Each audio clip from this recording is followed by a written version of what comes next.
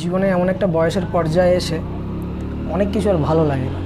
যেমন ফোনে দীর্ঘক্ষণ কথা বলতে ভালো লাগে না, কাম টু দ্য আসল পয়েন্ট।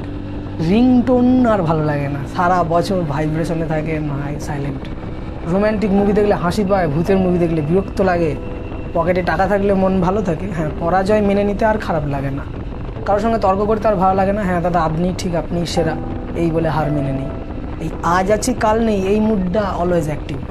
3 দিন যদি ছুটি পাই, দীঘা, পুরী, সুন্দরবন বেড়াতে যাওয়ার থেকে ঘরে মরার মতো ঘুমিয়ে থাকতে ভালো লাগে। অর্থাৎ চুল দাড়ি অল্প বয়সে পেকে যায়, পেকেই থাক, সাদাই থাক, আর কলপ করতে ভালো লাগে না। ক্ষমা করার একটা প্রবণতা বাড়ছে। স্কুলের বন্ধুদের মুখ মনে আছে, নামগুলো আস্তে আস্তে ভুলে যাচ্ছে। স্কুল কলেজে যাদেরকে ভয়ানক সুন্দরী মনে হতো, এখন তাদেরকে দেখলে মনে হয় ওই বয়সে আমাদের একটু চোখে সমস্যা হচ্ছিল। নাচ গান পার্টি আর ভালো লাগে না। নিজের পুরনো প্রেমিকাকে দেখলে হাসি পায়।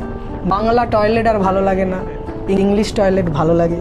ওখানে নাকি অনেকক্ষণ বসে থেকে গভীর চিন্তা ভাবনা করা যায়। যে কটা দিন তুমি ছিলে পাশে,